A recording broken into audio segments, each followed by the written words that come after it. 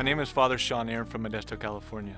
I'm the oldest of 4 children and the only male child in the family, which means I have 3 sisters who quickly pushed me out of the house. Actually, we didn't grow up Catholic.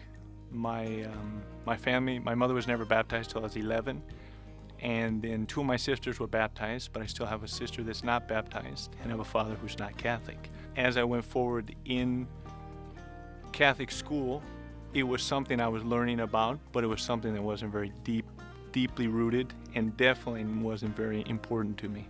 So it was the night of our prom. The coach calls practice, and he calls practice 4 hours before prom. We had an option: either you quit the team or you go to practice, and made us run the whole time. He stood on the sidelines and blew a whistle, and every time he blew the whistle, we had to change directions. And to give us a rest, he put us in the defensive stand against the wall. So your legs are just screaming. And needless to say, nobody danced that night. Well, I still remember the professor comes into the classroom. First day of class, he comes in and he looks at each one of us. And he's wearing a tie-dye shirt. He got these beady little glasses. And he looks out at us and he says, "None of you exist. Each one of you is a figment of my imagination."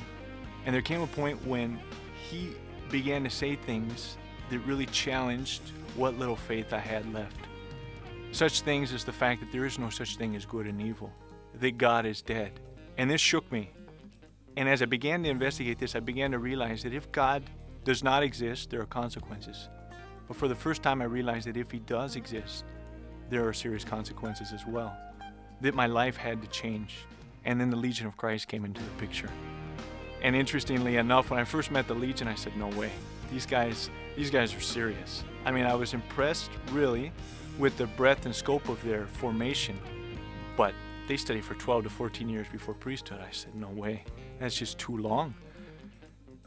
And yet, the more I began to pray about it, and the more I began to feel this tugging inside of me that I have to get going, I have to start in that direction, the Legion was the only one that kept coming back to mind. And so one day I went out just to try on the life of Christ, try on the life of a legionary. And so I went out for a visit, and I never left. My sisters did the readings, and my first sister came up, and as she began to read, she just began to cry. My second sister comes up, and she does the next reading, and the same thing. And I thought to myself, this is going to be a long mass.